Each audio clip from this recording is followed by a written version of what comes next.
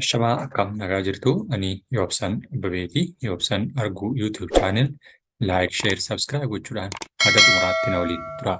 Eeyyegaa barnoota saayinsii waliigalaa kutaa torbaffaa boqonnaa tokkoffaa yeroo darbe kan waliin ilaalledha. Har'a immoo saayinsii waliigalaa boqonnaa lammaffaa kan kutaa torbaffaa barannoo lammaffaa mata duree maatarii naannoo keenyaa kan jedhu kan waliin ilaallu ta'a jechuudha.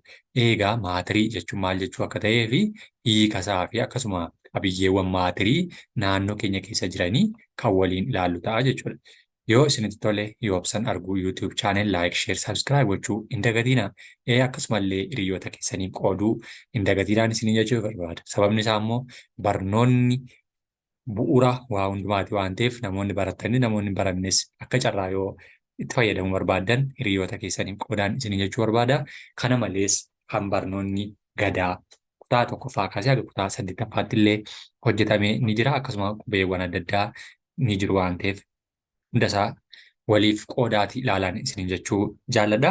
Eegaa mata duree keenyatti gaafa deebinu amalootaa fi uumama maatarii kan jedhudha jechuudha. Amalootaa fi uumama maatarii kan jedhu keessatti adeemsaa fi xumuraa maatarii yookiin immoo maalummaa maatarii keessatti kan ilaallu ta'a jechuudha. Maatarii jechuun immoo maal jechuudha isa jedhu kan waliin ilaalludha jechuudha. Sababni isaa amaloota uumamaati. Uumama keessatti maatarii yookiin immoo uumamni fi namtolcheen uumama keessa jiran maal fakkaatu isa jedhudha jechuudha. Kanaaf amaloota isaa waliin gaafa ilaallu hiikaa fi amaloota maatarii boqonnaan lammaffaan akkas jedha. Maatariin maali? Fakkeenya maatariis immoo maal fa'aadha kan jedhu waliin ilaalla. Maatarii jechuun wanti hangaa fi qabee qabu kamiyyuu maatarii jedhama jechuudha. Yookiin wanti hangaa fi qabee qabu kan jedhamu waa keessatti ilaallee yookiin immoo wanta ittiin safaruu qabna taana wanti sun maatarii jedhama jechuudha. Fakkeenyaaf qilleensa, bishaan, dhagaa, aannan, daaraa fi adda addaa daraaraa adda addaa fi kan kana fakkaatan maal ta'u jechuudha maatarii jedhamu jechuudha. Wantoota uumamaan jiran keessatti jechuudha. Maatarii jechuun immoo miti maatariin yookiin immoo maatarii kan hin taane kanneen ta'an immoo hangii fi qabee hin qabne jechuudha. Hanga yookiin waan tokko keessatti kan safaruu yookiin immoo ilaaluu hin dandeenye arguu hin dandeenye immoo miti maatarii jedhama. Fakkeenyaaf akaakuuwwan annisaa. Akaakuuwwan annisaa, akaakuuwwan ho'aa, ifaa, sagalee, dirree elektirikaa, jaalala, ibiddii fi kan kana fakkaatan immoo miti maatarii jedhamu. Warreen kun jechuun annisni, annisaa ho'aa, annisaa diilallaa'aadha kan nuti jennu waan ittiin ilaallu hin qabnu jechuudha. Hin arginu ija keenyatti hin mul'atan jechuudha. Ho'a, ifa, sagalee, dirree elektirikii keessa deemu, jaalalli. Jaalala nama qabee jedhama malee jaalala maal akka hin fakkaatu ibidda. Gubuusaa argina malee ibiddi sunis waan keessatti safarree amma kana jechuu dandeenyu hin qabnu jechuudha. Kanaaf maatariin dhaabbataa fi daangeffamaa kan ta'e jechuudha. Maatarii kan jennu dhaabbataaf daangeffamaa. Kun ammoo maatariin uumamaan amala suudummaa yookiin immoo amala qabaachuu isaati agarsiisa jechuudha. Isaanis immoo amaloonni bu'uura maatarii hangaa fi qabeen isaanii kan isaan ibsamuu danda'an tokko hangadha jechuudha. Hangi maatarii wanta keessatti argamuuti. Bishaan keessatti hanga maatarii, qilleensa keessatti hanga maatarii ilaaluu waan dandeenyuuf jechuudha. Wanti hanga guddaa qabu humni maatarii of keessatti qabatu baay'eedha jechuudha. Yuunitiin waaltawaa hangi ittiin safaramu immoo kiloogiraama akka jedhamudha jechuudha. Kiloogiraama. Ishee kana jechuudha yookiin kiiloo ishee jennu. Hammi maatariin safaruu yoo xiqqaate garuu giraamii xiqqaa yookiin immoo giraamaa gadi yoo ta'e kiloogiraamaa gadi yoo ta'e giraamii ta'a jechuudha yookiin miiligiraamii kan jedhamutti fayyadamna jechuudha ishee kana. Mallattoowwan kanaa jechuudha. Safartuun ni danda'ama. Hangi iddoo kamittuu maal ta'a dhaabbataadha jechuudha. Inni kan biraan qabeedha. Qabeen hamma bakka wantichi qabatu jechuudha. Waa tokko bishaan keessa bishaan kubbaayyaatti namni keessa keenye bakka kubbaayyaa bishaan sana qabatee dhagaan amma bakka inni qabate sana kan ittiin beeknudha jechuudha. Qabeen dhangala'oo yeroo baay'ee maaliin safaramaa? Mililiitiriidhaan safaramaa jechuudha. Bishaan mililiitiriidhaan yookiin liitira amma kanaa jennee yuunitii waaltawaa qabee dhangala'oo ittiin safarru liitirii jedhamti jechuudha. Isheenis liitira tokko, liitira lama, liitira sadii ishee jennu fakkeenyaaf haayilaandii bishaan itti nam'ee jiru liitirii tokko, liitirii lama jenneetu kan nuti ittiin adda baasuu dandeenyu. Inni sun qabee hammaa jedhama jechuudha. Qabeen sun immoo mililiitira yookiin immoo liitirii jedhamtee beekamte jechuudha safartuun ishee. Innis gaa maatiriin hunduu suudduuwwan ijaan mul'achuuf baay'ee xixiqqoo ta'an irraa kan tolfamudha jechuudha. Maatirii yookiin suudduuwwan jechuun wantoota ijaan arguu dandeenyu irraa kan tolfamu yookiin qophaa'udha jechuudha. Inni kan biraanii amaloota soodduuwwan maatiriiti. Amala soodduuwwan yookiin immoo wantoota hangaa fi qabee qaban kan isaan ittiin safaraman maaliin safaramu suudduuwwan maatirii yookiin amaloota isaanii keessatti kan ilaallu ta'ati jechuudha. Innis immoo ruqoon maatirii inni xiqqaan maal jedhama? Suudduu jedhama. Yookiin inni xiqqaan suuddoo jedhama. Wantoonni harkaan qaqqabannuu fi ijaan arginu hundumti isaanii maalirraa? Maalirraa tolfaman? Maatirii irraa tolfamu. Suudduuwwan maatirii garmalee xixiqqaa waan ta'aniif immoo rifeensa nama tokko wajjin walqixa ta'uuf suudduuwwan naannoo meeqa jechuudha? 100,000. 100,000 sararaa jechuudha. 100,000 sarara tokko irratti kaa'uu qabna jechuudha. Fakkeenyaaf warreen kun bifa fakkii kanaan ilaaluu kan dandeenyu rifeensa namaadhaan fakkeenya fudhatee jira jechuudha. Rifeensa namaadhaan yeroo fudhannee bakka buusnu sooddoowwan maatirii kun garmalee xixiqqoo waan ta'aniif meeqadha? 100,000 bakka buuseetu safaruu danda'a yookiin immoo himuu danda'ama jechuudha. Maatiriin immoo amaloota akkamii akka argisiisu hubachuuf immoo postuloota yookiin tiyoorii suuddoo maatirii maal gochuudha? Garaagarummaa dandeenya ilaaluu yookiin immoo garaagarummaa isaaniitiin adda baasuu dandeenya. Dabalataanis tiyoorii yookiin immoo tiyooriin kun sababoota garaagaraa amaloota maatirii adda addaa keessatti mul'atan immoo maal gochuudha? Addeessuudhaaf kan nu gargaarudha jechuudha. Isaan keessaa immoo tiyoorii suuddoo maatirii yookiin moodeela suuddoo maatirii kan jedhamu. Moodeela yookiin bakka bu'iinsa waan tokko ittiin ibsuu dandeenya jechuudha. Moodeelii yookiin suuddoo maatirii kun egaa tiyooriin suuddoo maatirii moodeela saayinsawaa kan ta'edha jechuudha. Innis immoo saayinsawaa kan ta'e kanneen akka yaadota, taateewwanii fi adeemsawwan mala salphaan hubachuuf kan nama gargaaru maalidha? Amaloota yookiin immoo suuddoo maatirii jedhamu jechuudha. Saayintistoonni wantoota meeshaalee ammayyaatiin malee hin mul'anne moodeelota adda addaa fayyadamuun maal godhu? Addeessu jechuudha. Postuleetonni tiyoorii suuddoo maatirii amaloota maatirii haala salphaatiin kan ittiin ibsamudha. Isaanis immoo haala armaan gadiitiin ibsamaniiru jechuudha. Tokkoffaa irratti maatiriin hunduu suuddoo xixiqqoo irraa ijaaraman. Suuddoowwan wanta tokko keessa ijaan suuddoowwan wanta biraa keessa jiran immoo adda isaan taasisu immoo suuddoowwan garaagaraa amaloota garaagaraa qabaachuu isaaniiti. Suuddoowwan maatirii jidduu humni ni jiraata. Humni suuddoowwan maatirii jidduu jiru immoo humna wal harkisaa. Humna wal harkisaa kan ta'e jechuudha. Humni wal harkisaa kun maatirii adda addaa irratti wal fakkaataa miti jechuudha. Maatirii tokko tokko irratti cimaa yoo ta'u, isa kaan irratti immoo dadhabaadha jechuudha. Kanaaf garaagarummaa isaaniitti dabala. Suuddoowwan maatirii jidduu bakkeewwan duwwaa ni jiraatu. Kunis kan argisiisu suuddoowwan maatirii gidduu bakkeewwan maatirii hin qabne jiraachuu isaanii fakkeenyaaf bishaan 50 miiliitirii irratti yoo goone 50 irra keenye yookiin immoo 50 miiliitirii fi alkoolii 50 miiliitirii yommuu walitti maknu qabeen waliigalataa meeqa ta'a? 100 miiliitirii ta'a jettanii tilmaamtu jechuudha. Haala kanaan tilmaamuudhaan yoo haa ta'uyyuu malee yaaliin saayinsawaa qabatama ta'e akka argisiisutti immoo qabeen waliigalaa makaa bishaanii fi alkooliin kun 9 miiliitirii qofa yookiin qabee waliigalaa kan yeroo daawwannu waan dhangala'oon muraasni badee fakkaataa jechuudha. Sababni irra ta'eef immoo garuu bishaanii fi alkooliin maal ta'u?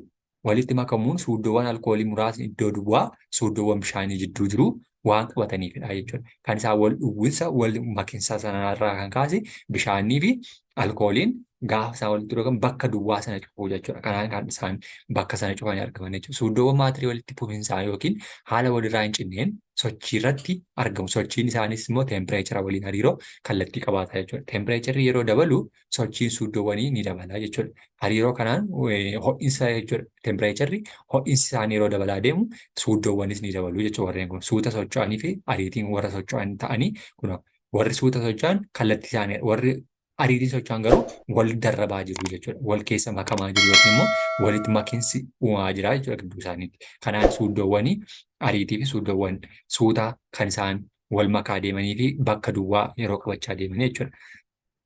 Inni kan biraanii amaloota yookiin immoo suuddoowwan jajjaboo dhangala'oo fi gosoota isaaniiti. Suuddoowwan jajjaboo dhangala'oo fi gosoota isaanii immoo qindoominni yookiin walitti dhufiinsi maatirootaa sun yookiin immoo suuddoowwanii yeroo wal makaa deemu maatiriin falkaalee maatirichaa ni murteessaa jechuudha. Falkaalee maatirichaa ni murteessa jechuun qindoominnii fi sochiin suuddoowwanii maal ta'a? Falkaalee maatirii adda addaa keessatti garaagarummaa qabaata jechuudha. Qindoominni suuddoowwan maatirii irratti hundaa'uun maatiriin falkaalee sadiin argamaa jechuudha. Bakka sadiitti yookiin immoo bu'uura maatiriin kanarratti falkaalee isaanii yookiin isaanis immoo maal fa'a tokko jajjaboo dhangala'oo fi gaasota ta'uutiin bakka sadiitti qoodeetu ilaalla jechuudha. Maatiriin faallaa tokkorraa gara faallaa birootti jijjiiramuu ni danda'u. Jijjiiramni qindoomina suuddoowwan jijjiirama immoo falkaalee maatirii ni fida jechuudha. Falkaaleen maatirii egaa fakkii armaan gadii kanarratti kaa'amanii jiru. Fakkii kana keessatti garaagarummaa sadan kana argachuu dandeenya jechuudha. Tokkoffaa irratti kunuuti lammaffaa sadaffaa irratti jechuudha. Garaagarummaa isaaniiti jechuudha inni kun. Maaliifii jajjaboo dhangala'oo fi gaasii yookiin immoo qilleensa jechuudha. Kan qilleensaa ta'aniin kan inni uumamee jira. Tokkoffaan jajjaboon kanadha jechuudha. Falkaalee isaaniitti bakka sadiitti qoodamoonni kun jajjaboon kana fakkaatee ta'a. Dhangala'oon bakka hundasaa qabatee jira jechuudha. Gaaziin immoo maal ta'ee jira? Hin beekamu yoo ta'e jechuudha. Arguuf iyyuu bakka hin danda'amne keessatti kan inni mul'atu jechuudha. Kanaaf haala kana sadaniin maal ta'anii jiru jechuudha. Kana sadan keessatti adda baasuun illee kan inni nama rakkisu yookiin immoo kan ulfaatu ta'uudhaan kan isaan maatirii mataa isaanii keessatti deddeebii mataa isaanii godhatanii jiraatanidha jechuudha. Kanaaf haala maatirii jajjaboo dhangala'oo fi gaazii jechuutiin suuddoowwan isaaniidhaan gargar kan nuti baasnudha jechuudha. Inni kan biraan immoo jajjaboon falkaalee maatiriin ittiin argamu sadan keessaa isa kamidha jechuudha? Isa tokkodha jechuudha. Isa jalqabaa ta'ee jajjaboodhaan kan nuti argamu wantoonni bocaaf qabee mataa isaanii qabanii fi summuugamuu hin dandeenye jajjaboo jedhamu jechuudha. Summuugamuu yookiin bakka hunda qabachuu warri hin dandeenye jechuudha. Isaan jajjaboo jedhamu. Suuddoowwan jajjaboo haala walitti dhiyaataniin argamu. Kanaafuu sochiin suuddoowwan jajjaboo keessatti taasifamu baay'een daangeffamaadha jechuudha. Fakkeenya ashaboo nyaataa, sukkaara, mukaa fi kan kana fakkaatanidha. Isaan kun maal jechuudha? Jajjaboo jedhamu. Suuddoowwan jajjaboo agarsiisanidha. Humni harkisaa ruqoolee jajjaboo jidduu jiru immoo maal ta'a? Cimaadha jechuudha. Yeroo harkisni isaanii kun ni cimaa. Jajjaboon boca qabee mataa isaanii akka qabaatan isaan godheera jechuudha. Maaltu jajjaboo ta'u? Molaakiiwulotni isaanii humna cimaa waan wal harkisaniif baay'ee walitti dhiyaatanii argamu jechuudha. Kanaafuu dhiibbaan yoo dabalees jajjaboon summuugamuu hin danda'ani jechuudha. Summuugamuu yookiin camallaqamuu isa jennudha. Summuugamuu hin danda'ani jechuudha. Dhangala'oo keessatti gaafa ilaallu immoo gara dhangala'oo keessatti yeroo keessatti ilaallu immoo suuddoowwan dhangala'oo hamma tokko walirraa fagaatanii argamu. Jajjaboo wajjin wal bira qabamee yommuu ilaalamu immoo rukkinni isaanii maalidha? Gadaanaadha jechuudha. Kan warra jajjaboo cimaadha. Kan warra kanaa garuu giddu galeessadha jechuudha. Sababni isaa immoo dhangala'oon bakka hanga ta'e tokko ni qabatu waan ta'eef jechuudha. Wal qabateedha. Kanaaf dhangala'oon immoo jidduu iddoo baay'ee xiqqoo ta'e waan jiruuf dhangala'oon jajjaboo yommuu wal bira qabamu ilaalamu hamma tokko ni summuugamu. Warri kun immoo warri dhangala'oo kun immoo hanga tokko iddoo qabatu jechuudha. Kana fakkaatan jechuudha. Dhangala'oowwan boca murtaawaa ni qabaatu. Boca meeshaa keessa jiranii qabaatu jechuudha. Fakkeenyaaf bishaan gaafa qodaatti naannu boca qodaa sanaatiin kan nuti tilmaamnu malee bishaan qofaasaatti boca qabachuu hin dandeenye waan ta'eef jechuudha. Dhangala'oowwan qabee murtaawaa ni qabaatu. Suuddoowwan dhangala'oo kan gaasii caalaatti immoo walitti siqanii kan argamaniif rukkinni dhangala'oo kanaa immoo maalla gosootaan ni caalaa jechuudha. Dhangala'oon ni tamsa'u. Dhangala'oon qodaa qabatan keessatti bakka hundayyuu ni qabatu jechuudha. Kanaaf jechuun immoo suuddoowwan dhangala'oo tokko dhangala'aa isa ollaa jiranittis maal ta'uu danda'a? Suuta yaa'uu. Kanaafuu tamsa'insi suuddoowwan dhangala'oo kun gosootatti gaasotatti maalidha? Gadidha jechuudha. Gaasotaa gadii kan isaanii argamanii jechuudha. Sababni isaa immoo bakka yeroo qabatanii socho'uu bakka isaanii gadhiisanii bakka kan biraatti illee suuta dabalamuu waan danda'aniifidha jechuudha. Inni sadaffaan gaaziidha jechuudha. Falkaalee isaaniitiin bakka sadiitti qoodamu maatiriin inni sadan keessaa immoo inni sadaffaan hin jira gaaziidha jechuudha. Jajjaboo fi dhangala'oo wajjin wal bira qaban yommuu ilaalaman rukkinni isaanii maalidha? Baay'ee gadaanaa kan ta'edha jechuudha. Inni jajjaboon baay'ee cimaadha. Dhangala'oon giddu galeessadha. Gaaziin garuu baay'ee gadaanaadha jechuudha. Suuddoowwan isaanii uumamaan maalidha? Faffagaataniitudha kan isaan argaman. Faffagaatanii argamu. Akkasumallee ni summuugamu. Bilisaan socho'uu ni yaa'u. Ni ni babal'atu jechuudha. Ni babal'atu yookiin qabee fi boca murtaa'aa mataa isaanii maal hin qabaatan jechuudha. Fakkeenyaaf haayidiroojiinii, qilleensa, oksijiinii fi kan kana fakkaatan isaan maal jedhamu? Gaazii jedhamu jechuudha. Warreen bifaan kana fakkaatan jechuudha. Warreen kun gaazii warreen jedhaman keessatti ramadamu jechuudha. Kanaan maatiroonni bakka sadiitti falkaalee isaaniitiin kan qoodamanidha jechuudha. Akka fakkii kanarratti arginuttis egaa kunuuti afuuffee yommuu afuuftu qilleensi gara afuuftuu kun keessaa afuuffee hundaa ni qabataadha. Kunoo fakkeenya qilleensa jechuudha. Kan mucaan dubaraa kun afuufaa jirtu, bakki isheen afuufaa jirtu kun maal qabatee jira? Qilleensa bakka isheen afuufaa jirtu kun qilleensi ishee kun afuurri ishee qilleensa afuufee yookiin immoo fiinyaa kana guutaa jira jechuudha. Kanaaf hunda isaayyuu wal qabateetu wal keessa kan hin deemuu danda'uudhaan haala kanaatiin jechuudha. Gaazotni boca murtaawaa waan hin qabneef immoo afuuftuu yookiin immoo bakka afuufee yeroo afuufnutti fakkaattiillee kana qabaatu jechuudha. Sababni isaa bakka mataa isaanii danda'e qabaatanii jiranii waan ta'eef gaafa boqosnee jennu bakka gadhiisaniitu kallattii tokkotti yeroo isaan duufisan illee ni argina jechuudha. Kanaan haalli gaazii fi jajjaboo dhangala'oo garaagarummaa akkasii qabaatu jechuudha. Humni suuddoowwan walitti hidhee jiru immoo baay'ee dadhabaadha. Fageenya baay'ee dheeraa ta'e irratti immoo wal harkisu suuddoowwan isaanii immoo haalaan walitti siiqanii osoo hin taane gargar fagaatanii dhalli kan isaan argaman jechuudha. Gaazotni humna laafaa walitti hidhamanii waan argamaniif sochii daangaa hin qabnetti kallattii hundaan ni tamsa'u yookiin gara barbaadanitti deemuu danda'u jechuudha. Garaagarummaa isaanii kunuuti amaloota jajjaboo dhangala'oo fi gaazota chaartii kana keessaa kan argannudha jechuudha. Isaan keessatti maaltu jiru? Qabeen isaanii amaloonni isaanii qabeedha. Qabeen iddoowwan murtaawaa qabaatu jajjaboo keessatti dhangala'oo keessatti immoo iddoo murtaawaa lamaan isaanii keessatti qabaatu sadan isaanii keessatti iddoo murtaawaa hin qabaatanii gaazota keessatti immoo olii gadi ni tamsa'u waan ta'eef bocaan yeroo boca mataa isaanii ni qabaatu. Boca mataa isaanii hin qabaatan dhangala'oo keessatti boca mataa isaanii hin qabaatanii gaazota keessatti walitti dhiyeenya suuddoowwanidha. Baay'ee walitti dhiyaatudha. Jajjaboo keessatti walitti dhiyaatu. Dhangala'oo keessatti hamma tokko walitti dhiyeenya qabu. Gaazota keessatti immoo baay'ee walirraa fagoodha jechuudha. Sochiiwwan suuddoowwanii yookiin yaa'insa isaanii keessatti jajjaboo keessatti daangeffamaadha. Dhangala'oo keessatti ni yaa'u, suuta yaa'anii kan biraatti dabalamuu danda'u. Gaazota keessatti immoo garmalee yaa'u, bilisaanis socho'u bakka barbaadanitti jechuudha. Rukkina olaanaa kan qabu jajjaboodha. Dhangala'oon rukkina giddu galeessaa qaba. Gaazotni immoo rukkina xiqqaa qabaachuutiin kan isaan beekamanii summuugamuu keessatti jajjaboon hin summuugamanii yookiin hin cafallaqamuu danda'anii. Dhangala'oon garuu hamma tokko summuugamuu danda'u yookiin cafallaqamuu danda'u. Gaazota keessatti immoo guutummaa guutuutti ni summuugamu yookiin ni cafallaqamu jechuudha. Fakkeenya kan isaan qabaachuu danda'an jajjaboon dhagaa yookiin qamadii jajjaboo keessatti ramadamu. Dhangala'oo keessatti bishaan yookiin zayitii, gaazota keessatti oksijiinii yookiin haayidiroojiniin kan fakkeenya gaazota keessatti ilaalamanii fi kan ramadamanidha jechuudha. Kanaan jijjiiramoota akkasiitu jira jechuudha. Inni kan biraan jijjiiramoota falkaalee maatirii keessatti argamanidha. Falkaaleen maatirii adeemsa ho'aa irratti fudhachuu yookiin gadi lakkisuun faallaa tokkorraa gara faallaa birootti jijjiiramu kan isaan danda'anidha. Jijjiirama falkaalee maatirii jijjiirama fiizikaalawaa fi jijjiirama falkaaleen kun duubatti deebi'aa fi qabiyyee keemikaala maatirii kan hin jijjiiramnedha jechuudha. Kanaaf garaagarummaa akkasii qabu jechuudha. Moodeelli suuddoo maatirii moodeela saayinsawaa amaloota maatirii addeessuun baay'ee barbaachisoo ta'edha.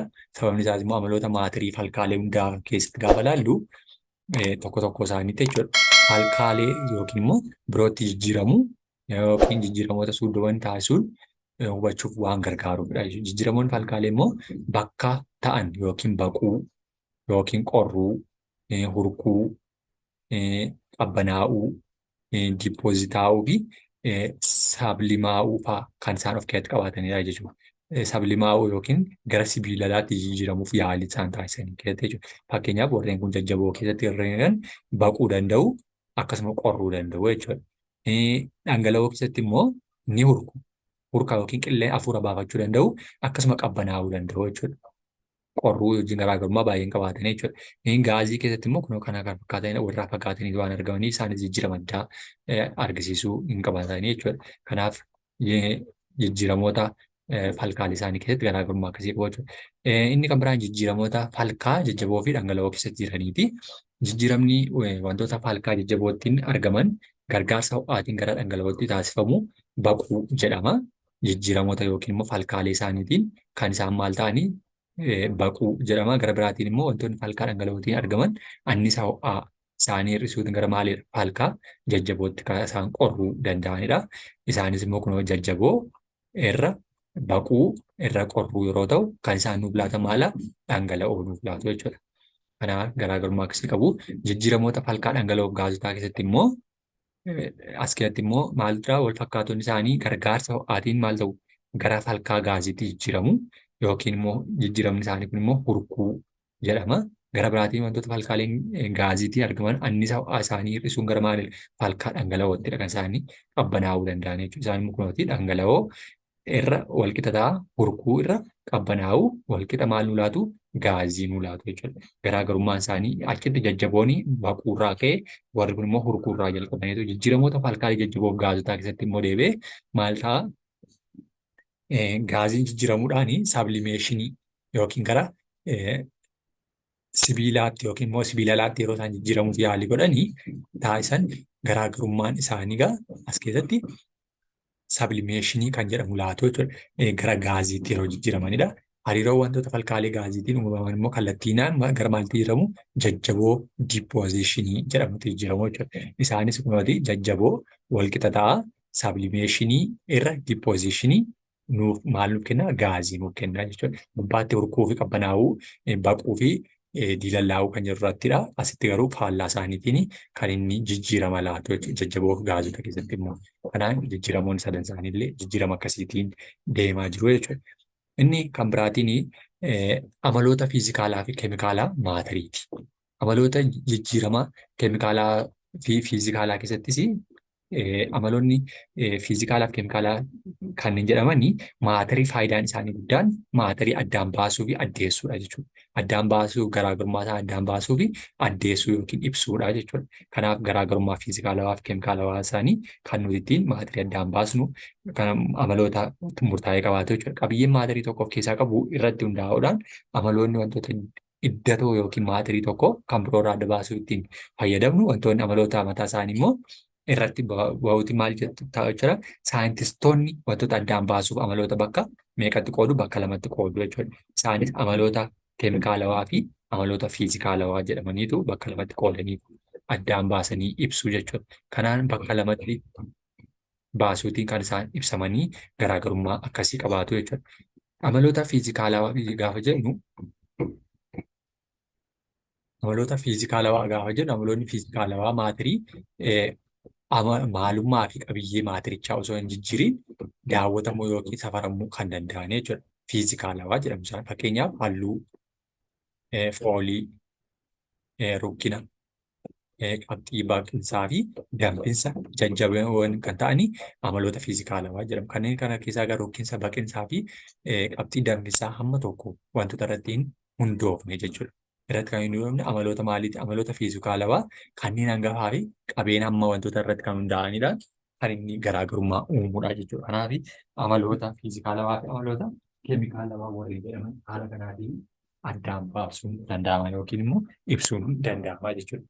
Amaloota fiizikaalawaa keessatti immoo kan biraani amaloonni fiizikaalawaa warreen amma jenne keessatti halluu, foolii, rukkina, qabiyyee, baqinsaa fi kanneen kana fakkaatanii gaafa jennu warreen ittiin addaan baasuudha jechuudha warri kun.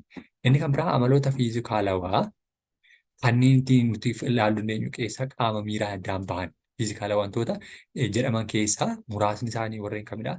Amaloota yookiin fiizikaalaa qaama miiraan addaan bahan halluu yookiin immoo halluu ijaan ilaalle adda baasuu dandeenya. Foolii fuunfannee adda baasuu dandeenya jechuudha. Alkaalee fi fiizikaala isaa amaloota fiizikaalaa safaramuu danda'an yookiin immoo dhaabbataa qaban dabarsuu af elektirikaa warreen sana kan nuti addaan baasuu dandeenya. Qaamolee miira keenya addaan fayyadamne jechuudha. Amaloota fiizikaalaa qaamolee miiraatiin addaan bahuu danda'an kanneen jedhaman keessa halluudha jechuudha inni tokko. Halluu ijaan ilaalle adda baasna. Sababa walquunnamtii wantootaaf ifa jidduutti adeemsifamuun kan uumaman isaan sun jechuudha. Halluuwwan addaan baasuu danda'an kanneen beekuuf gargaaruun halluuwwan beekamoo diimaa, keelloo, cuquliisa, magariisa kanneen kana fakkaatan warreen maaliitii fiizikaalawaa qaama miiraatiin addaan baasuu dandeenyudha jechuudha. Warreen kun bifa kanaan keelloo, burtukaana, diimaa, piinkii, dhangaggoo, cuquliisa, magariisa warreen jennu ijaan ilaalle addaan baasuu dandeenya jechuudha. Foolii akkasuma ina jaha yookiin urgaadha jennee kan nuti addaan baasuu dandeenyu isaan kunis qaamolee miiraa keenyaatiinidha jechuudha.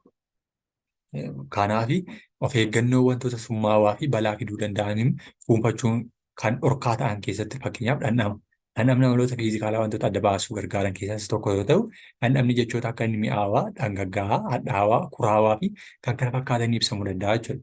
Fakkeenyaaf sukkaarri ni mi'aawa, loomiin ni dhangaggaa'aa, ashaboon nyaataan ni kuraawaa yoo jenne warreen kun qaama miira keenyaan addaan baasuu dandeenya jechuudha. Garuu kanneen biroon dhandhamnee kan nuti addaan baasuu hin dandeenye kan balaawwan geessuu danda'an of eeggannoo taasisuu dandeenyudha jechuudha. Alkaalee Fiizikaalawaa kanneen jedhaman keessaa immoo wantoonni haala murtaa'e irrattiin argaman jechuudha. Fiizikaalawaa maatiriin yookiin immoo sadeen jajjaboo dhangala'oo fi gaazii warreen jedhaman. Isaan kana keessaa kan nuti dhandhamnee addaan baasuu fi addaan baasuu dhiisuu dandeenyu jechuudha. Maaliif balaa warreen geessisuu danda'an jiru waan ta'eef jechuudha. Isaan keessaa amaloonni fiizikaalawaa tokko tokko adda addaa immoo fayyadamuun safartuu yookiin safaramuu kan danda'anidha jechuudha. Amaloonni kunniin immoo haala beekamaa keessatti hamma dhaabbataa ta'e qabaatu jechuudha. Fakkeenyaaf qabxii qorrinaa. Qabxii baqinaa, qabxii danfinaa, rukkinaa fi bulbulama amaloota fiizikaalaa keessatti kan nuti ittiin addaan baasuu dandeenyu ta'aniitu warreen beekamanidha jechuudha. Qabxii qorrinaa kanneen jedhamanii dhangala'oon teempireechara murtaa'aa irratti gara jajjabootti jijjiiramuu isaaniitiin yeroo isaan fakkeenyaaf baradoo kanneen jennu keessatti gara jajjabootti yeroo isaan bishaan qorrisiisuudhaan gara waan jabaataatti cabbii gara cabbiitti jijjiiruu fi kanneen kana fakkaatan amaloota fiizikaalaa warreen qabaatan keessattidha jechuudha. Gara teempireechara isaanii jijjiiruutiin qorrina jedhamanii kanneen isaan beekamanidha jechuudha. Gara qorrisaatti jijjiiruutiin qabxiin qorrinaa immoo bishaanii 0 digirii sheelsheesiidha. Kunoo kanaan jechuudha. Fakkeenya qabxii baqinaa jajjaboo wanta qulqulluu tokko teempireechara murtaa'aa irratti gara dhangala'ootti immoo kan jijjiiramu. Jijjiiramni kunis immoo gara dhangala'ootti jijjiiramuun qabxii baqinaa jedhama. Jajjaboon gaafa jijjiiraman qabxii baqinsaa jedhamu jechuudha. Fakkeenyaaf qabxii baqinsaa cabbii fakkeenyuma gubbaatti kaasee 0 digirii sheelsheesii teempireechari kun teempireechari cabbiin falkaa yookiin jajjaboon argamu gara falkaa dhangala'ootti yommuu jijjiiramu qabxii qorrinaa dhangala'oo fi qabxii baqinsaa jajjaboo ta'anii kan isaan keessatti beekanii 0 digirii sheelsheesii kanneen jedhamu keessatti kan beekamanidha jechuudha. Qabxii danfisaa warreen jennu immoo dhangala'oon teempireechara murtaa'e irratti argisiifaman teempireechara dhangala'aa isaanii gara maaliitti gara gaaziitti yeroo jijjiiramu immoo qabxii danfisaa jedhama jechuudha.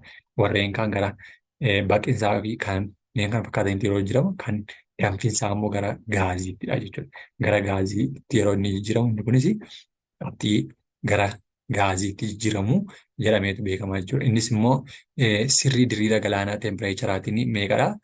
100 digirii sheelsheesii irratti hurkii gaaziitti jijjiirama jechuudha. Dhangala'oon qulqulluu yommuu danfu hamma dhangala'oon hundinuu hurkee dhumutti maal ta'a teempireechara dhaabbataa ta'a jechuudha.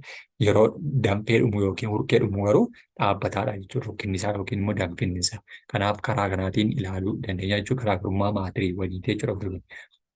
Isaan warreen bishaanii fi gaazii yookiin alkoolii keessatti ilaalle keessatti fakkeenya gabatee kana keessatti jechuudha. Wantoota yookiin qabxii baqinsaa fi qabxii danfisaa isaanii keessatti bishaan 0dha yoo ta'e qabxiin danfisaa isaa immoo 100 alkoolii yookiin itaanoolii negatiiva 117 yoo ta'e 79 ashaboo nyaataa 801 1,165 qabxii danfisaa isaa jennee ilaaluu dandeenya. Sababni isaa immoo kunoo gubbaatti hojjetamee waan jiruuf jechuudha. Kanaaf kunis immoo kan inni ittiin hojjetamu rukkina wantoonni hundinuu bakka qabatu bakki isaan qabatan kunis immoo qabee jedhamuutiin kan inni addaan bahudha. Bakka isaan qabatan qabee isaaniiti. Rukkinni hanga wantichaa qabee isaanii immoo maal ta'etudha? Miliiliitiriidhaan jechuudha kan inni beekamu. Miliiliitiriin yuunitii rukkinaa yookiin giraama miliiliitira ta'a jechuudha. Yuunitiin rukkinaa kun immoo walta'iinsa kiloo giraama irraa meetirii kiiwubiittidha jechuudha kan inni. Meetirii kiiwubiitti kan inni hojjetame qabxii danfisaa fi qabxii baqinsaa nuu laachuu danda'u jechuudha.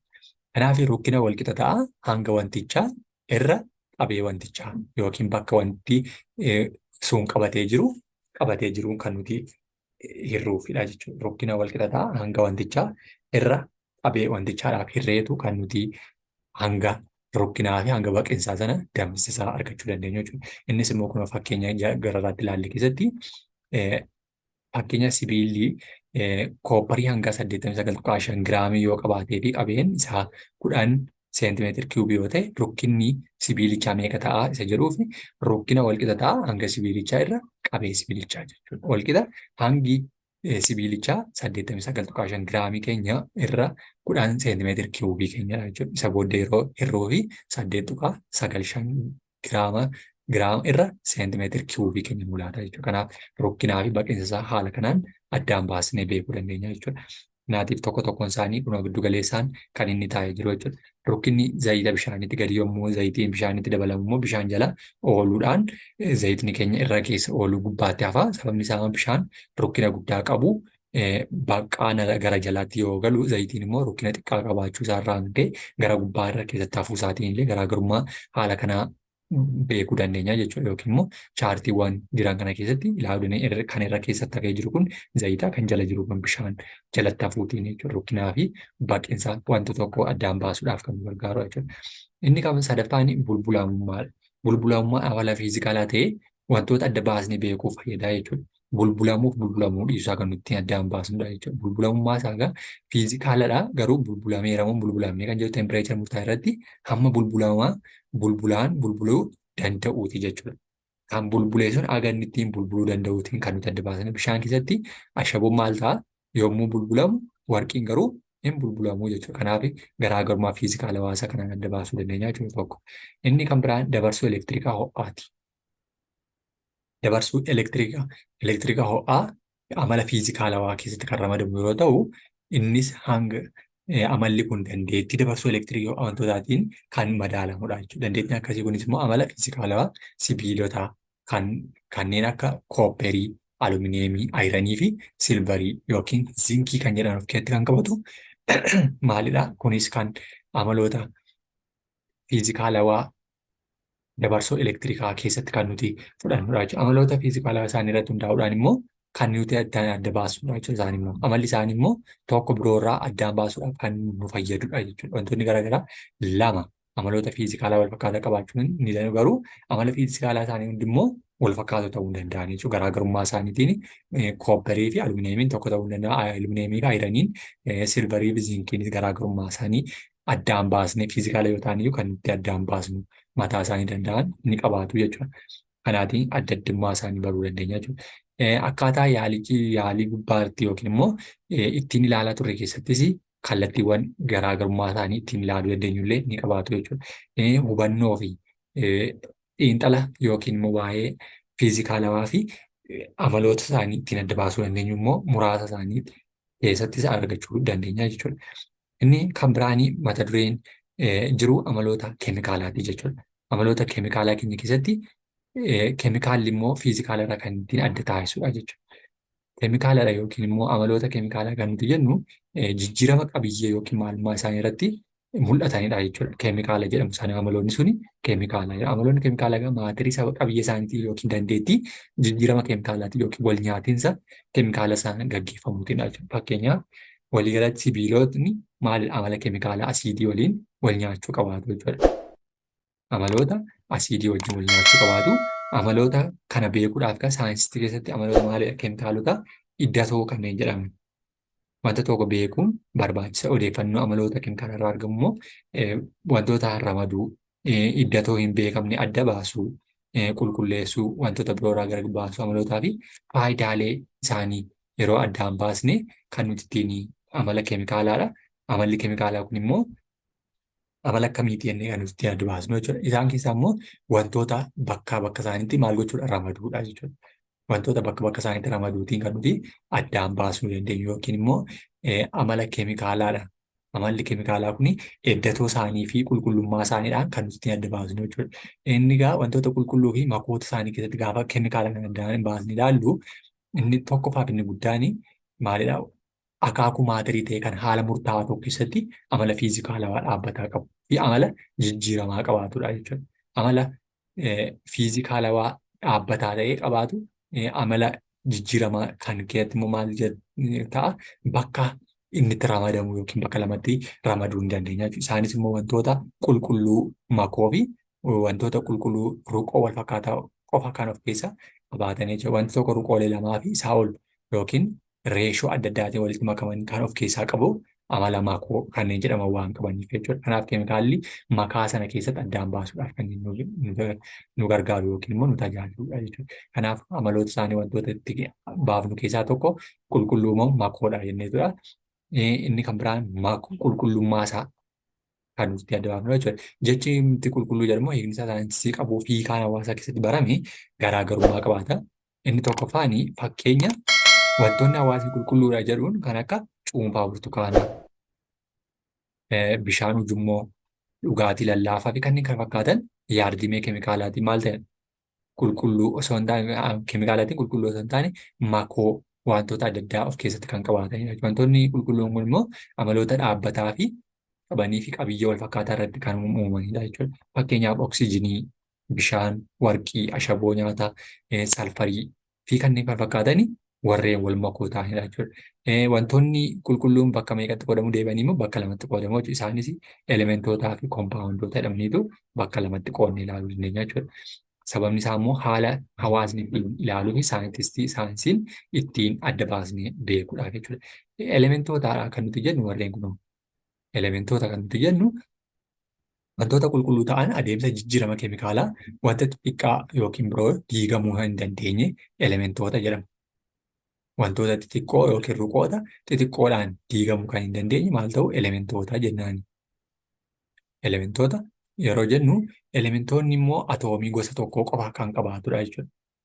Elementii atoomii tokko qofa kan qabu fakkeenya silvarii, warqii, salfarii, oksijiinii fi kan kana fakkaatan isaan kun amala elementootaa jennaani. Fakkeenyi isaanii kunooti warreen dhagaawwan yookiin immoo dhagaa gosoota kana dhagaa gurraacha yookiin immoo kanneen kana fakkaatan fi gosa kanaa kan qaban elementoota jenneetu ilaaluu dandeenya. Warri kun immoo warra qulqulluu ta'an yookiin immoo wantoota xixiqqootti diigamuu hin dandeenye yookiin wanta qodaatti naquu hin dandeenye yookiin xixinnootti hiruu hin dandeenye jechuudha. Warqiin jajjaboo halluu keelloo qabaatudha. Ayiraniin jajjaboo halluu meetawaa qabaatudha. Meerkuriin tempireechara dareetti maal ta'a dhangala'oo halluu adii meetawaa qabaatu ta'aniitu kan isaan beekaman. Uumama elementootaa egaa 98tu jiraatu. Uumama elementii keessatti 98 jiraachuu isaaniitiin elementoonni muraasni biroon laaboraatooriiwwan keessatti maloota maaliif nam-tolcheen kan qophaa'anidha jechuudha. Walumaa galatti lakkoofsi elementootaa hanga ammaatti beekamanii yoo meeqa jedhamanii beekamu 118 jedhamaniitu beekamu jechuudha. Moodeliiwwan yookiin immoo sooddoowwan isaanii warreen kana fakkaatu elementii yookiin immoo laaboraatoorii keessatti kan isaan beekamuu danda'anii alatti baay'een isaanii kan bakkeetti beekuu hin dandeenyedha jechuudha. Gosa kana kan fakkaatan ni jiru jechuudha. Elementoota atoom lamee yookiin gosa lamee fi atoom gosa tokkee yookiin gosa tokkichaa wal fakkaataniidha 118 kan beekamanii jechuudha. Elementoonni kun immoo qoodamaa amaloota isaanii qabaatuudhaan hundaa'uudhaan mee maal ta'u amaloota sadiitti qoodamaniitu ilaalamu jechuudha. Isaanis immoo elementoota sadiitti kan qoodaman tokko sibiila, sibiilalootaa fi gariin sibiilaloota jedhamaniitu beekamu jechuudha. Sibiilota warreen jedhaman guutummaa guutuutti sibiila warra ta'anidha. Sibiilaloota warreen jedhaman immoo sibiila ala kan elektirikii dabarsuu hin dandeenyee fi gariin sibiilaloota immoo haga tokko sibiila gariin garuu sibiila kan guutummaa guutuutti sibiila kan hin taane ta'aniitu bakka sadiitti qoodamu jechuudha. Isaan keessaa inni jalqabaan sibiiladha jechuudha. Sibiila warreen jennu amaloonni isaanii elementoota amala elektirikii dabarsuu, calaqqisuu, shibeeffamuu fi baatteeffamuu qabanidha. Qabxii danfisaa, baqinsaa fi danfisaa olaanaa warra qaban. Meerkurii irraa kanaaf tempireechara dareetti maali? Alkaalee jajjabootiin argamuun isaanii jechuudha. Meerkuriin garuu dhangala'ootiin kan argamu ta'ee sibiiladha garuu isaan keessatti adda ta'a jechuudha. Isaan keessatti kun warreen kana fakkaatan jechuudha. Fakkeenyaaf kaalshiyeemii, ayiranii, soodiyeemii, alumineemii kanneen kana fakkaatan illee sibiilotni maal ta'a beekamoon tokko tokko ni jiraatu jechuudha. Warreen dhangala'oo ta'anii keessatti beekaman jechuudha. Warreen hundi isaanii kun alumineemii, maagneeziyeemii, koopparii fi silverii warreen jedhaman bifa kanaa qabaataniitu argamu jechuudha. Bifa kanaa qabaachuutiin kanneen isaan argaman warreen kun warreen sibiilotaa fi elektirikii dabarsuu, calaqqisuu, shibeeffamuu fi batteeffamuu warreen danda'an sibiila jennaanii jechuudha. Warreen kanarraa kan hafe sibiila jechuun hin dandeenyu kan dhangala'aa ta'e immoo meerkurii qofaadha jechuudha. Kanneen sibiilonni jireenya guyyaa guyyaa keessatti faayidaa guddaa kan qabanii fi akkasumas sibiilaloonnis akkasuma haga tokko guutummaa guutuutti akka sibiilota ta'uu baatan illee warreen fayyadan ta'anii ni beekamu jechuudha. Inni lammaffaan sibiilalootadha. Amaloonni sibiilalootaa immoo faallaa amala sibiilotaa qabaatu jechuudha. Batteeffamuu hin danda'anii, hin calaqqisanii, ni caccabu. Giraanaayitii irraa kan hafe sibiilonni hundinuu immoo sibiilalootni hundinuu dabarsoo elektirikaa miti. Giraanaayitii qofatu elektirikii dabarsuu danda'a jechuudha. Warreen kaan garuu faallaa elektirikii dabarsuu warreen hin dandeenyedha jechuudha. Giraanaayitiin garuu elektirikii of keessa dabarsuu danda'a. Sibiilala gosa sibiilalaa keessaa ta'e jechuudha. Yommuu tumaman ni caccabu, ni battaa'an yookiin ni shubeeffamanii. Tempireechara dareetti immoo faallaa sadaniin ni argamu jechuudha. Fakkeenyaaf jajjaboo kan ta'an kaarboonii, salfarii, ayoodinii, fosfarasii fi kan kana fakkaatan yeroo ta'an dhangala'aa kan ta'e immoo birooneemii warreen jedhaman.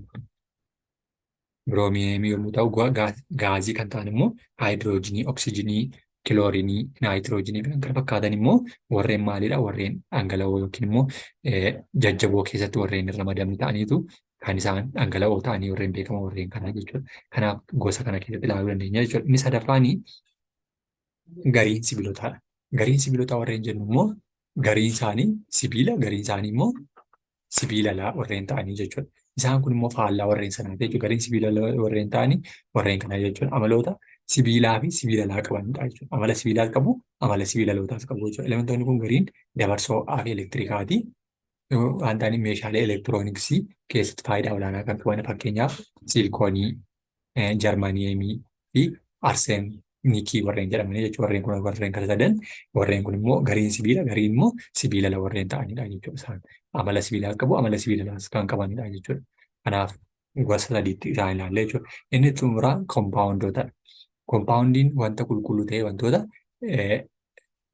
elementoota garaagaraa lamaaf isaa ol ta'an reeshoo dhaabbataa ta'een wal nyaatinsa keemikaalaa gaggeessuun kan uumamu koompaawundoota fakkeenyaaf soodiyem kilooraayidii, ashaboo nyaataa, bishaan, alumineemii, kilooraayidii, soodiyemii, kiloorayidiin koompaawundii elementoota soodiyemii kiloorinii irraa uumamedha jechuudha. Isaan immoo kunuuti warreen kun koompaawundoota jedhamu jechuudha. Kan biraan koompaawundoonni adeemsa jijjiirama keemikaalaa keessatti gara wantoota irra jira ijaaramaniitti diigamuu ni danda'u. Diigaminsa booda immoo elementoota yookiin koompaawundoota biroo yookiin lamaanuu uumamuu ni danda'a jechuudha. Koompaawundoonni amala fiizikaalawaa fi amala keemikaalawaa mataa isaanii qabaatu isaan immoo kanaafi amala koompaawundootaa keessatti keemikaalaa fi fiizikaalaa qabaachuu warreen danda'an ta'aniitu beekamu jechuudha. Fakkeenyaaf ashaboon nyaataa koompaawundii atoomii soodiyemii fi tokkoo fi kiloorinii tokko irraa kan uumamedha jechuudha. Amaloonni ashaboo nyaataa kunneen egaa rukkina alkaalii fiizikaalawaa dhandhama kan fakkaatanii amaloota soodiyem kilooraayidii guutummaa guutuutti akkasumas amalli bishaanii amala elementoota irraa ijaarame kan haayidiroojinii fi oksijiinii irraa adda moodeloota koompaawundii immoo kana fakkaateetu kan ibsamu yookiin koompaawundii ta'aniitu beekamu jechuudha. Kunoo bifa kanaatiin kan isaanii moodeloota suuddoowwan koompaawundii bifa kana fakkaataniiti jechuudha. Kanaaf koompaawundoonnis akkasidha jechuudha. Inni kan biraan makootadha jechuudha. Makoota yookiin walitti makamuu. Makoota warreen jennu immoo makoonni wantoota garaagaraa lamaaf isaa olirraa maal kan ta'anidha? Lamaaf isaa olirraa kan reeshoo dhaabbataa hin taaneen walitti makamuun ramadamanidha jechuudha. Isaan kun makoota jedhama. Wal nyaatinsa keemikaalaa malee kan uumamudha jechuudha makoonni immoo. Makoo keessatti egaa ruqooleen makaa maalummaa isaanii otoo hin jijjiiramin kan argaman. Maalummaan isaanii yookiin gosti isaanii jalqaba ture isuma otoo hin jijjiiramin kan argaman. Makaan elementii fi koompaawundii irraa kan adda taasisu reeshoon ruqoolee makichaa dhaabbataa ta'uu isaatiinidha jechuudha. Hin jijjiiraman taanaan dhaabbataa taanaan makoota jedhamu jechuudha. Sababa reeshoon ruqoolee isaanii jijjiirama ta'eef makaan akka wanta qulqulluutti hin ilaalamu jechuudha. Fakkeenyaaf aannan, biyyee, bulbula ashaboo fi kanneen kana fakkaatan. Aannan jechuun dhiigas of keessaa qabaachuu danda'a. Biyyeen akkasuma biyyee gosa adda addaa bulbula ashaboo bishaanii fi wanta ittiin bulbulame sana qabaachuu danda'a. Kun gosa tokkee fi makoota gosa tokkee fi makoota gosa addee jedhamanii bakka adda addaa lamatti qoonnaan jechuudha. Makoota bakka lamatti qoonne. Makoota gosa tokkee yookiin gosa addee warreen jennu egaa isaan keessatti tokkoffaanii gosoota makoota gosa tokkee gosa tokkicharraa kan walitti makamanii jechuudha. Gosa tokkorraa kan walitti makaman gaafa jennu wanti tokko gosa tokko qofatu walitti makame yoo jedhamu ruqooleen makaa keessaa hin jiran yookiin immoo leensii guddisee mul'isu yoo mul'achuun mataan tokkichi mataa gosa tokko qofaa jechuudha. Gosa tokko qofa ruqooleen makaa gosa tokko erga walitti makamanii wal fudhatanii booda waan bifa tokko qabaataniif adda baasanii beekuun hin danda'amu. Fakkeenyaaf qilleensa, bishaan bulbula ashaboo, bishaan makaa alkoolii fi bishaanii yoo walitti makne adda baasuu hin dandeenyu jechuudha. Deebiin tokkichuma fakkaatu bulbulamanii wal fudhatanii jiran tokkichuma ta'u jechuudha. Buna imbiibame yookiin buna walitti makame jechuudha. Kun makaa gosa tokkee jedhama. Makaa gosa addee kan nuti jennu ruqooleen isaanii salphaatti ijaan gargarsa leensii guddisee mul'isuun adda bahanii mul'achuu danda'an makaa gosa addee jedhamu isaan immoo. Maaliidhaa? Leensii guddisee mul'isuutiin kan nuti adda baasuu dandeenyu maqaa gosa addee jennaan. Fakkeenyaaf aannan, bulbula ayiranii fi daakuu salfarii gaafa wal makanii jechuudha. Ruqooleen makichaa erga walitti makamanii daangaa uumuu fakkeenyaaf biyyee, bishaan booraa, dhiiga, aannan, makaa xaafii fi qamadii, makaa zayitaa bishaanii, makaa garbuu fi qamadii, makaa cirrachaa bishaanii gaafa walitti maknu cirrachi jala oola bishaan irra keessa oolu aannanis akkasuma aannan irra keessa oolu bishaan jala ooluu isaatiin fi walitti makama addaan baasuutiin kan nuti haala salphaa ta'een ilaallee gargar baasuu dandeenyu ta'aniitu gosoota gosa jenneetu addaan baasnaan jechuudha isaanii. Inni kan biraan maqaa gosa kan biraa keessatti egaa sadarkaa suuddoonni maqaa gosa tokko keessatti yoo suuddoowwan tartiibaan ida'amanii argamu suuddoowwan isaanii keessatti homoojinasii fi heeteroojinasii warreen jedhaman jechuudha. Maqaa gosa tokkoo fi maqaa gosa kan agarsiisan jechuudha. Homoojinasii fi heeteroojinasii jedhaniitu kan isaan adda bahanii beekaman kun bifa kanaatiin ilaaluu dandeenya jechuudha. Kanaan gosoota isaanii addaan baasnee ilaaluuf illee nu fayyada jechuudha. Inni kan biraan egaa kana keessatti makaalee maatiriiwwan gosoota isaanii keessattii fi koompaawundoota amaloota wal makoonsa isaaniiti jechuudha. Koompaawundootaa fi makoota isaanii gaafa qabiyyeen koompaawundoonni dhaabbataa ta'e qabaatu makootni immoo qabiyyee jijjiiramaa qabaatu. Amaloota wantoota jalqaba irraa ijaarame irraa adda ta'e qabaata koompaawundiin. Ruqooleen isaa amaloota isaanii isa jalqabaa qabatanii kan turummoo jira makootadha jechuudha. Reeshoo dhaabbataa ta'e qabu koompaawundoonni reeshoo dhaabbataa ta'e hin qaban makoonni immoo sababa jijjiirama keemikaalaatiin uumamaa sababa jijjiirama fiizikaalaatiin kan uumamu immoo makootadha jechuudha. Ruqooleen isaa adeemsa keemikaalaa qofaan gargar ba'uu ruqooleen isaa adeemsa fiizikaalaatiin gargar ba'uu kan danda'u gargar kan ba'uudha lamaan isaanii jechuudha. Qabxii baqinsaa fi qabxii danfiinsaa murtaa'aa ta'e qabaatu koompaawundoonni qabxii baqinsaa fi qabxii danfiinsaa murtaa'aa ta'e hin qabu makoonni immoo jechuudha. Annisaa ni baasa yookiin ni fudhata koompaawundoonni annisaan ba'u yookiin fudhatamu hin jiru koompaawundoo makoota keessa jechuudha. Kanaaf garaagarummaa akkasii qabaachuutiin kan inni beekamudha jechuudha. Kanaaf jijjiiramoota naannoo keenyaa kan jedhu immoo jijjiirama naannoo keenya keessatti haalota adda addaatiin jijjiiramaa dhufan yeroo ilaallu immoo jijjiiramoonni muraasni haalota naannoo keenya keessaatiin jijjiiramuu ni danda'u. Jijjiiramoonni kunis immoo jijjiiramoota keemikaalaa fi jijjiiramoota fiizikaalaa jechuutiin kan isaanii ramadamuu danda'anidha jechuudha. Fakkeenya egaa mana barumsaa jireenyi bakka itti taphannuuf kan kana fakkaatan yeroo ta'u jijjiiramootadha kunis waayiranii dhangaggaa'uu faarsoo jijjiiramu qilleensa daraaruu biqiloota bakuu cabbii bilchaachuu kuduraa fuduraa irratti ittisuu aannanii kan kana fakkaatan illee maala jijjiiramoota jennaan.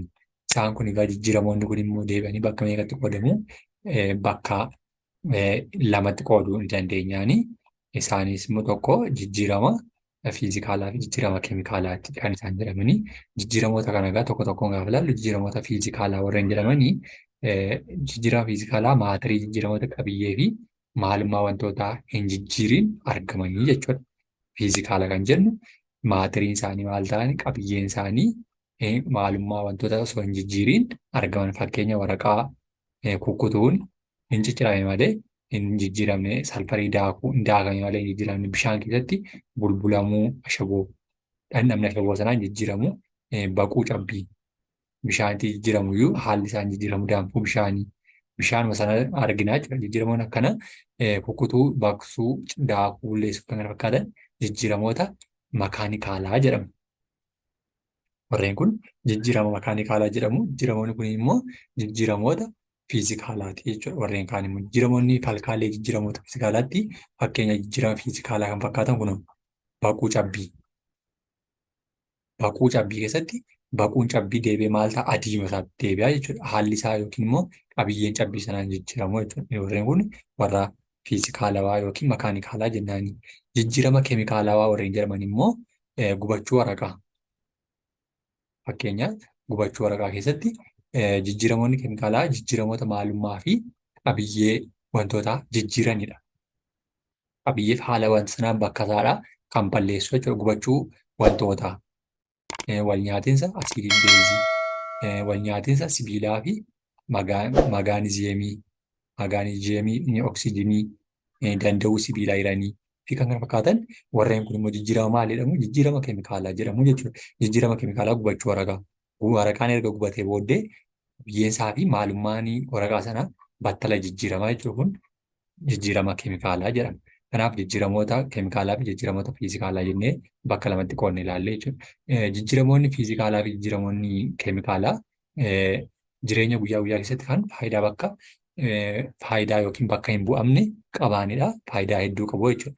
Fiizikaala bocaa fi hamma wantoota jijjiiruu meeshaalee adda addaa akka tolchuu keessatti illee gahee guddaa qabaatu warreen gubatanii gara jijjiiramuu danda'a. Fakkeenya jijjiiramoota fiizikaalaa keessaa bulbuluu fi jijjiiramoota keemikaalaa keessaa immoo fermenteeshiniif nyaata bilcheessuun jijjiireenya guyyaa guyyaa keessatti kan barbaachisanidha jechuudha. Jijjiiramoota fiizikaalaa kanneen akka dhangala'uu zayitaa, caccabuu foddaa fi jijjiiramoota keemikaalaa kanneen akka danda'uu qottoo, allaa'uu nyaataa, dhangaggaa'uu aannanii fi kan kana fakkaatan jijjiiramoota jireenya guyyaa guyyaa keessatti irratti argaa oolu yookiin immoo mul'achaa oolanii ta'aniitu beekamu jechuudha.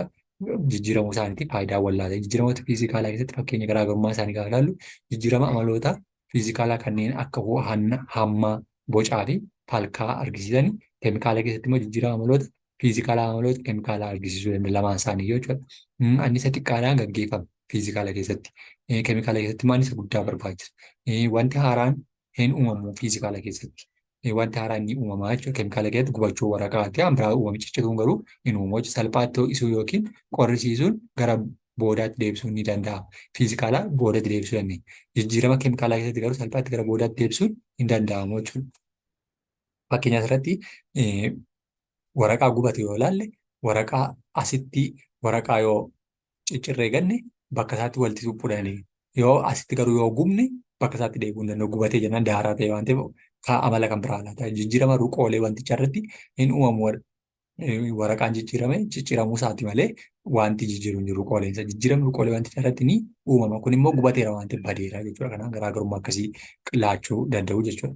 Kanaaf garaagarummaan keemikaalaa fi fiizikaalaa keenya kanaaf. Makoota dhiluu fi hojiirra oolmaa isaaniiti. Dhiluu yookiin immoo calaluu dhibbiibuu warreen jennu keessatti kanneen ramadamanii jechuudha. Maloota makoo ittiin dhilan keessaa inni tokko fa'aa wantoonni argaman baay'een isaanii makoota fakkeenyaaf bishaan galaanaa fi ashaboo addaan baasuudhaaf dhiluu jennaani.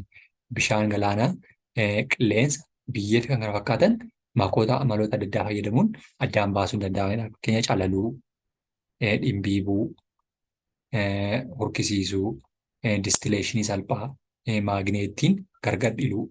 Warreen kun warreen wantoota gargar dhiluu yookiin makoota addaan baasuudhaaf nu gargaaran keessaa warreen jalqabaati jechuudha. Calaluu kanneen jennu keessatti calaluun wantoota walitti makamanii jiran addaan baasuudhaaf mala calaluu fayyadamnee kan nuti ittiin adda baasnu jechuudha. Mala calaluu addaan baasuudhaaf warreen kana keessatti maal goona jechuudha. Malli kun mala garagaaruu yookiin immoo ruqoolee makaa tokko keessatti yookiin immoo adda addaa walitti makamanii jiran maal gochuudha? Walitti makamanii jiran addaan dhiluudhaaf kan nu tajaajilu jechuudha.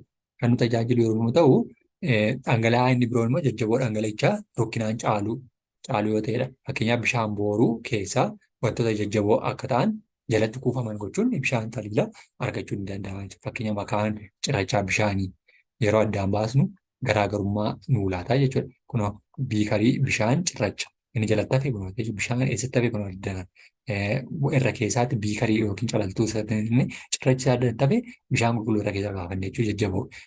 Kuufata bishaan kun cirracha adda kan haftee jirti. Adda kan jalatti haftee jirti. Bishaan ishee qulqulluu immoo kunaas dabarfachaa jira jechuudha. Garaagarummaa kanaatiin calaluu fi dhimbiibuu kanneen fakkaatanii addaan baasuudhaaf kan nu gargaaru tokkoffaan calaluu jedhama jechuudha.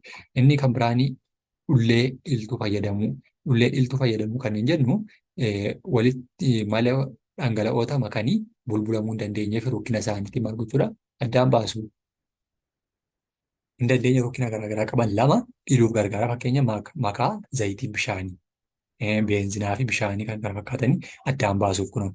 Zayitiin adda kan ta'e irra keessatti calalamtee hafti. Bishaan immoo jalatti hafaa jechuudha. Yeroo sana dhiluu kan jedhamuutiin addaan baasna jechuudha. Maqaan zayitii bishaanii akkamitti gargar baasuun danda'ama? Maqaan zayitii bishaanii baqqaana lama qaba uumaata jechuudha. Baqqaana tokko keessa bishaan qabata. Baqqaana kan biraa zayitiitu qabata jechuudha.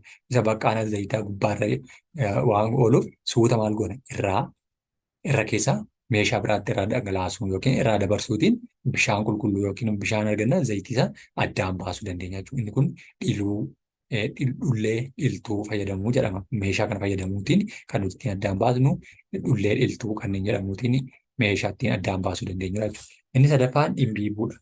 Dhimbiibuu kanneen jennu immoo addaan baasuudhaaf mala itti fayyadamu keessaa jalqabaatee jechuudha dhimbiibuun immoo. Dhimbiibuun mala dhangala'oo jajjaboo wal keessattiin bulbulamne gargar baasuuf gargaara. Fakkeenyaaf amala bishaanii.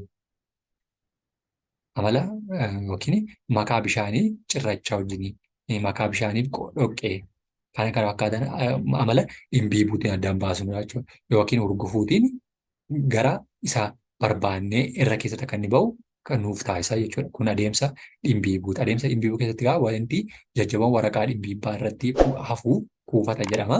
Kuufata sana irratti dhimbiibneetu isa irra keessatti hafe sana kuufata sana irraa baasa jechuudha. Inni sun kuufata jedhama jechuudha. Hafata yookiin kuufata jedhama. Wanti waraqaa dhimbiibbaa keessa darbu immoo taliila.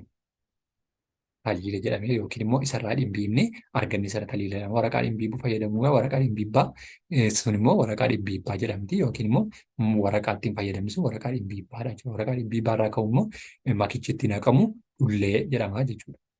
Akkaataa waraqaan dhimbiibbaatti dachaasamu kunoo haala kana fakkaatuuni.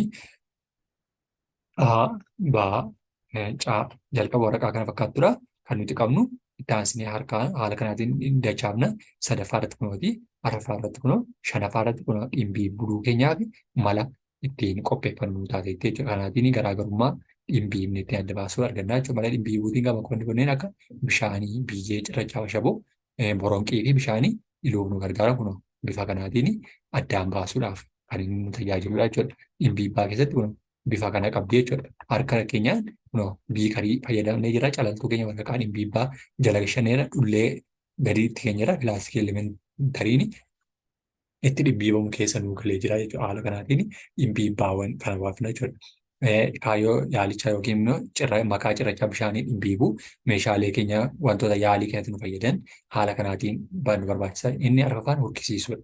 Hurkisiisuudhaan wantoota jajjaboof dhangala'ootaan addaan baasuu hurkisiisuu kan jedhu wanta falkaa dhangala'ootiin argamu tokko gargar annisaatiin gara falkaaleetti yookiin gaazii jijjiiruutiin hurkisiisuudhaan kan nuti argannudha jechuudha. Malli kun immoo wantoota jajjaboo dhangala'oo keessatti buluu lamaan gargar iluuf gargaara. Fakkeenya makaa ashaboo, bishaanii, makaa shukkaaraa fi bishaanii addaan baasuu sukkaara isa akkam akka ta'ee fi ashaboon isa akkam akka ta'e addaan baasuudhaaf hurkisiisneetu tokko isaa keessaa adda baafannaa jechuudha. Kanaaf haala kanaatiin hurkisiisuu bishaanii keenya addaan baasuudhaaf kan nu gargaaru tokko haala hurkisiisuutiin jechuudha. Makaa ashaboo bishaaniitii kunuutti walitti makamee jira.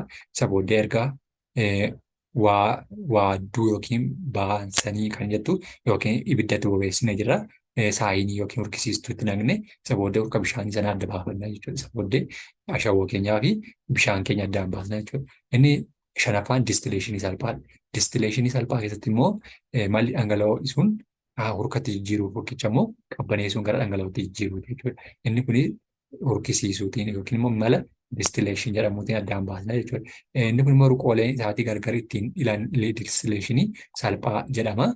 Karaa biraatiin immoo distileeshiniin tooftaa garaagarummaa qabxii danfinaa irratti hundaa'uudhaan wantoota ittiin gargar ilaalanii yookiin addaan baasnudha jechuudha. Distileeshiniin salphaan makaa dhangala'oo lamaa kanneen qabxiin danfisa isaa baay'ee wal fakkaataa yookiin walirraa fagoo ta'an iluuf nu gargaara. Fakkeenyaaf bulbula alkoolii bishaanii gargar dheeruuf, makaa bishaanii alkoolii addaan baasuuf iluu nu gargaara jechuudha. Kunis immoo yaalii 2.8 keessatti kan argachuu dandeenyudha jechuudha. Mala iluu kanaa jechuudha. Yookiin mala distileeshinii salphaa kanaatiin jechuudha. Malli distileeshinii salphaa kunuuti mala haraqee baasuu. Mala aadaa keessatti mala haraqee baasuu yookiin immoo haala baadiyyaa keessatti haraqeen ittiin bahuun kunoo haala kanaatiin termoomeetirii filaaskii distileeshinii qabbaneessituu hurka makaa bishaan sanaa qabatee jiru gubduu bishaan baansanii yookiin immoo bakka ibiddi itti boba'u bishaan qorraa pilaastikiidhaan elementarii gooneetu addaan baafanna. Wanti achi keessaa calalamee yookiin hurkeef addaan kan nu qubata. Isa booddee qabbaneessuutiin addaan baafanna jechuudha. Fakkeenya haraqee baasuu farsoo fi wantoota adda addaa walitti makameera. Inni sun erga hurkee booddee haraqee ittiin jirama jechuudha. Makaa itaanoolii bishaan pilaastikii distileeshiniitti naquudhaan kan nuti hojjechuu dandeenyudha manatti jechuudha. Inni jaaffaan maagneetiin gargar dhiluudha. Maagneetiin gargar dhiluu kan nuti jennu wantoota sibiila ta'an addaan baasu. Maagneetiin wantoota amala maagneetummaa qabaniif kan hin qabne gargar dhiluu fayyada jechuudha. Fakkeenyaaf makaa daakuu salfarii, daakuu ayiranii gargaarsa maagneetiin gargar baasuun akka danda'amudha jechuudha. Sababni isaa wantoota sibiila ta'an buutiin keessa addatti hin baasna. Kanaaf mala kanadha jechuudha. Daakuu salfarii, daakuu ayiranii maagneetiitti naqne isa booddee makaa ayiranii keenyaatiin maal goonaa maagneetii keenya fayyadamnee addaan isa baasuu dandeenya. Makoota dhiluu keessatti gaa'ela tokko maloota lama yookaan lamaa ol fayyadamuun makoota dhiluu ni danda'a. Fakkeenyaaf makaa ashaboo cirracha dhiluu jalqaba makichatti bishaan naquun bulbuluu itti aansuun dhimbiibuun bulbullee ashaboo fi cirracha adda ba'an dhumarratti immoo bulbulicha horkisiisuun ashaboo argachuun ni danda'ama jechuudha. Meeshaalee naannootti argamanii fayyadamuun makoota gargar dhiluu isaan keessatti immoo makoota jiran waliin makneetu kan nuti adda adda baasuu dandeenyu jechuudha. Isaan keessaa immoo akka fakkeenyaatti keessaa funaanuu yookiin gingilchuu isa jennuu jechuudha. Funaanuu gingilchuun kanneen keessaa funaanuu kanneen dhagaa, qamadii, garbuu, boqqolloo kan kana fakkaatan keessaa funaanuuti meeshaa fayyadamna jechuudha. Gingilchuu wantoonni uraa yookiin immoo gingilchaa keessaa darbuu hin dandeenyeef darbuu danda'u addaan baasuu qamadii keessaa dhukee dhabamsiisuu qamadiif xaafii gargar baasuu qamadiin jajjabaadha xaafiin immoo haala salphaadhaan gingilchaa sana keessa darbuu dandeessisa waan ta'eef haala kanaatiin addaan baafachuuf illee kan nu fayyadu ta'etu gargaara jechuudha. Yoobsan arguu YouTube channel like share subscribe gochuu hin dagatinaa boqonnaa sadaffaatiin hanga walitti deebinutti nagaan turaa galatoomaa ulfaadha.